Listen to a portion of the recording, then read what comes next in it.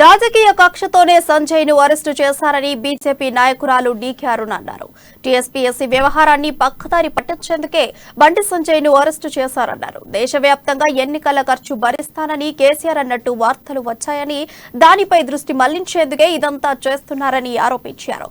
Party state office లో ఆమె మీడియాతో మాట్లాడారు. పిచ్చోడి చేతిలో రాయి అనేది బీఆర్ఎస్ కే సూట్ అవుతుందని వర్తిస్తున్నారు. రాష్ట్రము పిచ్చోడి చేతిలో ఉందని రాష్ట్ర ప్రజలు మాట్లాడుకుంటున్నారన్నారు. ఐఏఎస్, ఐపీఎస్ అధికారులు నిష్పక్షపాతంగా పనిచేయాల్సిన అవసరం ఉందని, ప్రభుత్వానికి అనుకూలంగా పనిచేయడం బాధాకరమని తెలిపారు.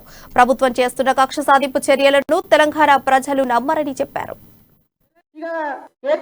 మాట్లాడితే మాటకు వస్తే పిచ్చేం చేతిలో రాయి. అయ్యా రాయి పిచ్చోళ్ళు మీరు ఈరోజు రాయి మీ చేతిలో ఉంది కాబట్టి ఇష్టం ఉన్నట్లు కొడుతున్నారు. పిచ్చోడి చేతిలో రాయి ఈరోజు మీరు పిచ్చోళ్ళు అయిపోయిండు, రాళ్ళు మీ చేత ఉన్నాయి కాబట్టి ఈరోజు ఇష్టం ఉన్నట్ల రాళ్ళతో ఎవరి పడితే వాళ్ళని కూడా మేము ఏమైనా చేస్తామని చెప్పి బెదిరిస్తున్నటువంటి పరిస్థితి రాష్ట్రంలో ఏర్పడ్డది.